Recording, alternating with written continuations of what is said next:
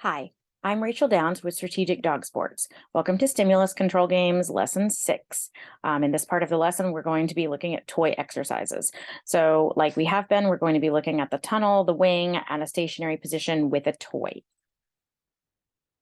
It's really important that we keep our cues for our toy really clean and consistent. So mine is get it. The cue for the toy always releases the dog to a behavior. So move that. So here you're going to see me working with Glory on the tunnel with the toy.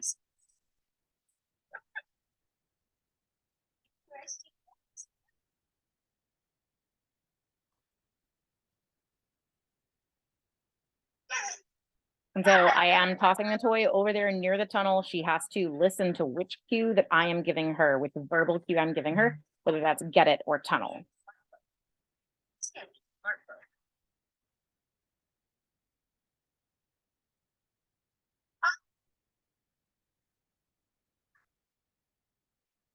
And so that's a pretty difficult place for that toy to be. She has to bypass the toy to get into the tunnel. She's doing really awesome with that. If she were to grab the toy instead of go into the tunnel, then I would move the toy farther away so that she wasn't, so that wasn't such a difficult behavior for her to do.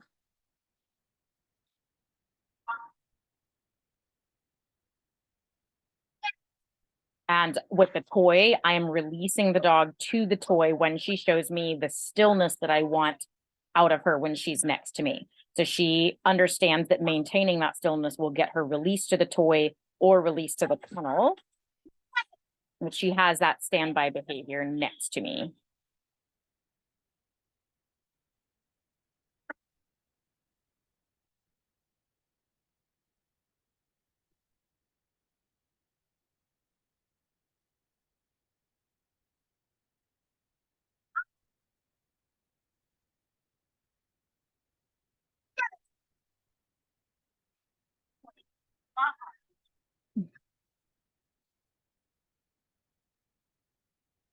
So I'm trying to make these play sessions pretty long for her in between. Some dogs don't need them quite as long, but I'm pretty good about keeping my play sessions pretty long for my dogs in between. That's not always feasible to do when we're videoing for a video or when we're under time constraint pressure, but we need to try to make the best effort that we can.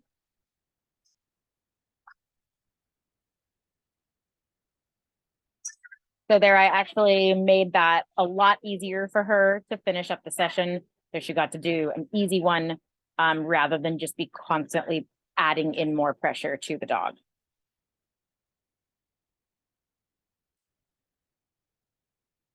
And so here I'm working on the wing wrap with her. This is a kind of new cue for her because this dog is 8.5 years old, and I didn't originally train a wrap cue on this dog. I trained her to go around a wing, but it was under a different cue and without the same criteria.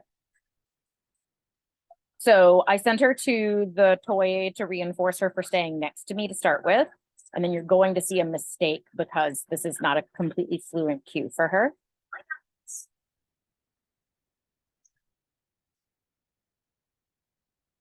It was me speaking to another dog. And so that was a little bit of confusion on her part. She said, I didn't understand that behavior. It was too hard. And so then I just took the toy back and I actually made that a lot easier. I got a lot closer. I left the toy in my hand to help her understand and remind her what that cue was. From there, I can go back to my original difficulty level or work back to it fairly quickly. But I changed the location of the toy to be a little bit easier on her, and I gave her a little bit more of a like body pressure signal with my weight to help send her to the wing.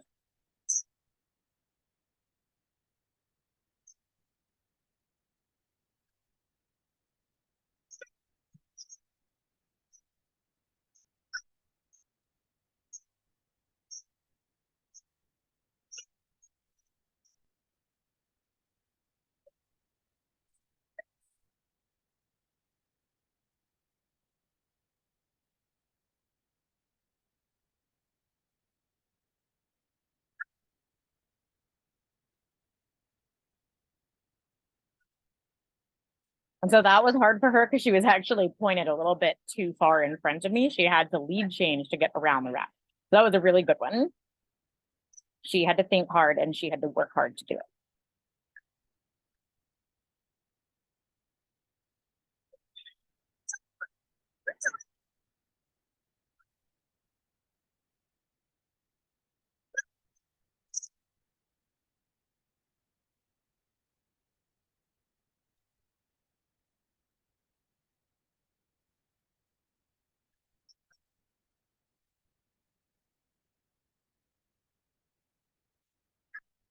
So there I've actually increased the difficulty level again. I'm moving the toy back closer to its original position, which is more on her path.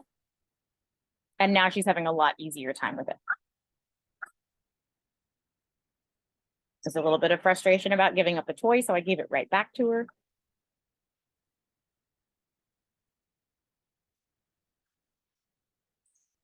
And so again, a little bit of a mistake, and that's okay. I just take the toy and toss it back out there and ask again, make it easier. So I got a little bit closer. Again, gave her a little bit more of a footstep to help her with that cue.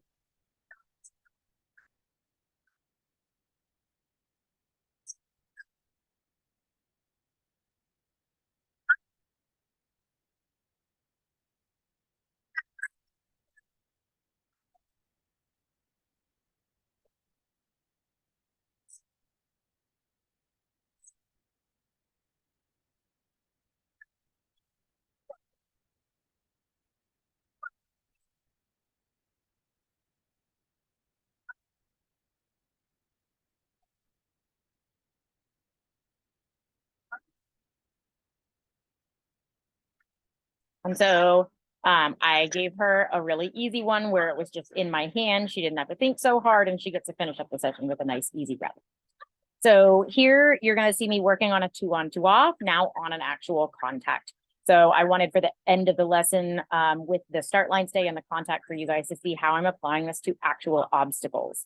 That does not mean that you need to do them on actual obstacles if your dog is not ready for it.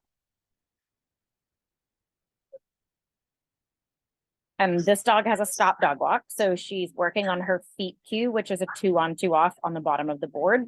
She understands that position. She doesn't have to run down the ramp into the position. She understands the position itself, and then I've back chained it from there. So I'm just sending her position from the ground, and then I'm releasing her to the toy when she shows me the duration that I want her to have. And again, she's waiting for me to give the cue to do the feat. She's not just jumping out ahead in front of me.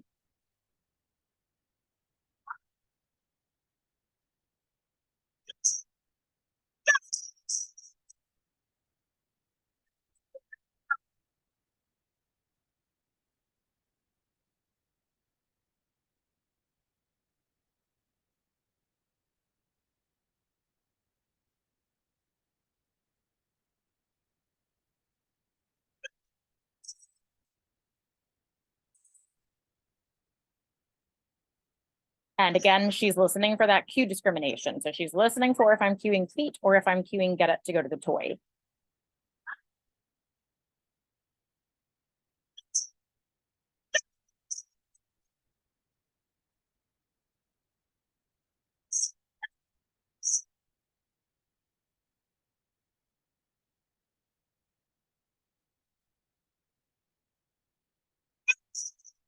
So she moved forward a little bit on me there. So I asked her to come back into the lineup, and then I sent her to reinforce her for that position.